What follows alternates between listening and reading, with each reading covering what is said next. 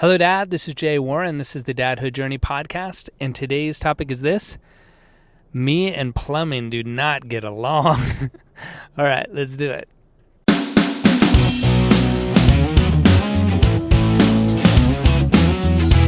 Hi, my name's Miko, and you're listening to my dad, Jay Warren.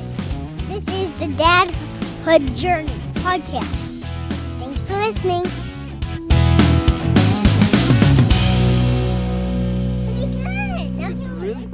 Yep.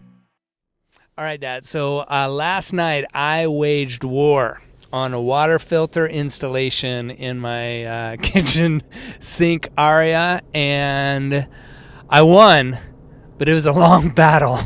And it just goes to show that there are certain things that we might be decent at, not good at, that might be better off like doing, having somebody else do. I consider myself pretty handy. I know a lot of things. My dad actually taught me a lot of handy things. He himself was good around the house doing things, and he passed those on. I'll tell you about that in a second. But I'm the same way. Like, I am able to fix a lot of things in the house, from electrical to like some drywall and stuff to, just things that need to be fixed. Most of it I can handle, and there's certain things I just make worse. And I have to say, over and over again, plumbing is a thing that I screw up often. So I know how these things are supposed to work, but I just have an aversion to it. And that my dad passed down to me. He learned tons of different household things. Like, so when I was born, Mom and Dad were in a house that was like a little 2-bedroom place that they had bought. And when my brother came along a couple years later, the house was just too small for the 4 of us. So they put a second story on. And money being the way things were when my brother came along, things were really tight. And so check him out. Dad learned a lot on his own to do most of that second story himself. Now, he's not an architect, so he hired an architect to do the blueprinting and all of the things that needed to be done about ripping off the roof and putting up a house and filing it with the city for permits and all that kind of stuff. And the demo of ripping off the roof, my dad did not do himself. Most of the framing of the upstairs he helped with but didn't do himself. But then largely everything else, from the flooring to the drywalling to all of the electrical, he taught himself, learned how to do, and did himself. He even, in a woodworking sense, which is where I think I got a lot of my love for woodworking, he learned a lot and taught himself a lot of woodworking stuff by taking night classes at what would soon be my high school. Well, not soon, 18 years later, or 15 years later would be my high school. He took woodworking classes in order to learn like framing and simple stuff like that, but he made the banister that's on the, going from the staircase banister. I guess it just goes from an upstairs to a downstairs, because that's what banisters do, with a lathe, and made all of the posts that go up there and everything. It's awesome work. But he hates plumbing. He's said this all along. He hates plumbing, so he hired a plumber to do all that stuff. And, I get that. Plumbing is an important thing. Have an expert do it. But so is electrical. Electrical is important. You could have electrical fires and short out things and cause all kinds of problems if you do it wrong, but he just has a mind for that and a knack for that, so he taught himself those kind of things and had somebody double check him. It is an important thing to have double checked electrical, that is, in a house that you're going to put your kids in and your house your family in. But plumbing, he's always like, I hate it. It's just disgusting. Like if you get something wrong with it, like you get sprayed with water, you get nasty water, there's sludge all over the place. I totally get that. And the place that I just moved into, totally clean, like they renovated it, the person before me, so it's pretty new. It's not a new house, but it's new, renovated on the inside. It's beautiful. So everything's pretty clean. But I screwed up some things on the piping of things and water sprayed all over the place. So I had to clean all of that and get sprayed. It wasn't as dramatic as like a geyser coming out of the sink. But it was when I turned on the cold water valve back on to test it out, screwed something up and it sprayed, so I had to clean all that up. But I realized too, one of the things I hate about plumbing is, yes, the sludge, don't dig on that, but plumbing's always in a cramped space, right? Like, so I'm underneath the sink and you're having to do like crazy like moves and yoga moves to try and get around, and you're usually upside down, laying on your back upside down, looking up at this thing, having to have like lighting in the right place. So I'm moving things around, and at first I was dumb. I use my flashlight on my iPhone all the time, so that's what I usually use as a flashlight. Dumb thing to have underneath the counter with water potentially spraying around, so I had to switch that around.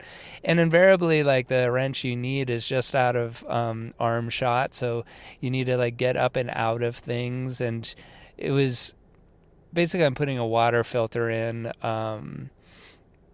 the sink. Like, it already had pre-drilled things for like the soap dispenser and other add-ons if I wanted to. And so I got a under the sink water filtration system that has like 3 things taken out, like all the particulate, and then one for fluoride and one for all the other mercuries and chlorines and all that kind of stuff. So I didn't have to buy bottled water, or in our other place we had a Berkey unit that was up on top, and it was just big and bulky and kind of a pain in the ass. So I got this thing, and it's simple enough to do, but I'm figuring it all out. I got the cold water line done, figured out like with this the mounting of the thing was a pain in the ass, because like I'm underneath, and like the garbage disposal is in the way, as well as the back of the sink. So like I had to wrench it like an eighth of a turn, not even an eighth of a turn, like a 32nd of a turn over and over and over again to get the whole thing on there.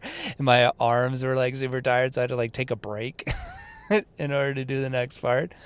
But when it comes down to it, I like finally pieced everything together. I think I got it all on. I turned the cold water thing on, because it takes it from the cold water feed, and it just sprays all over the place. And I look down, there's friggin' O-rings, like all over the floor.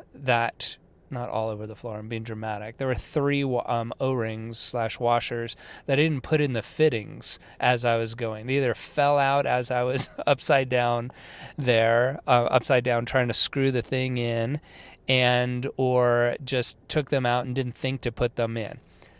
Those things make a big difference, because once I took apart the whole thing and put the 3 back in, it worked fine.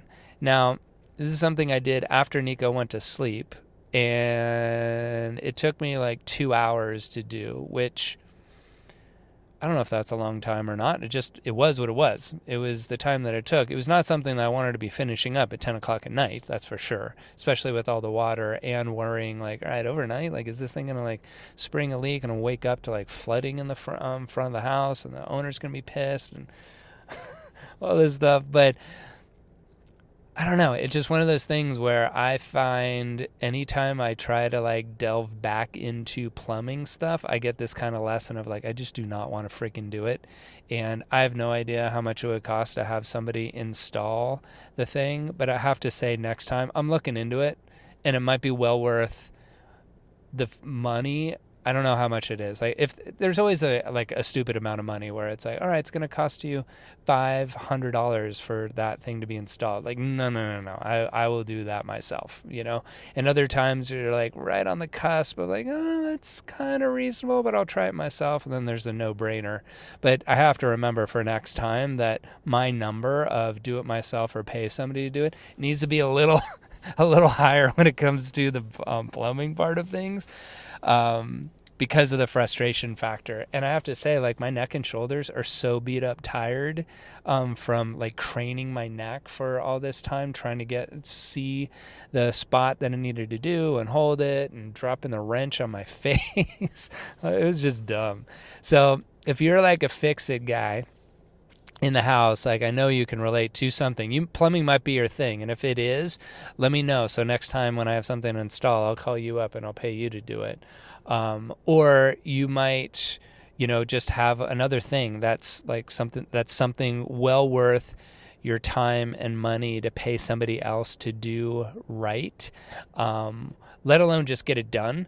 And your time is worth money, right? So it might be better off spent another way, or just doing it right, so that you might wing it and it might take you like half a day to do things, but then it's broken or it leaks and then you got to redo it and all this kind of stuff. So in and around the house with your honey-do list that you're given, figure out like what things are in your wheelhouse and just be truthful with yourself about what's not in your wheelhouse. This plumbing thing and this thing is enough in my wheelhouse where I'm dangerous enough to try it, but not so much in my wheelhouse that I can pull it off and it's no big deal. Other things like woodworking, drywalling, electrical, I'm realizing is I need to brush up on things before I start messing around with light sockets and things. I would definitely not do a build out and do the electrical myself. I would want help for that. But anyway, that was my experience last night, and I was feeling my neck and shoulders all day today, reminding myself of like, I don't have to do everything myself. I'm proud that it's done. I'm proud that it's fixed, and I will enjoy drinking filtered awesome water out of it because I did it myself and all that kind of stuff. But next time I'm not doing it myself. So hope this helps. Just keep an eye on like what's in your wheelhouse. Admit to yourself and to others what's outside of your wheelhouse, and pay other experts to do those things that you don't do well yourself as an expert. All right. Until next time, guys, take good care of yourselves, take good care of your families, and we'll connect on the next episode. I hope you enjoyed that episode. You can hang out with other dads in our Facebook group. Just go to Facebook, search for the Dadhood Journey, and apply to get in. See you there, and see you on the next episode. Thanks for listening. Bye. Perfect. Here we go, Dan.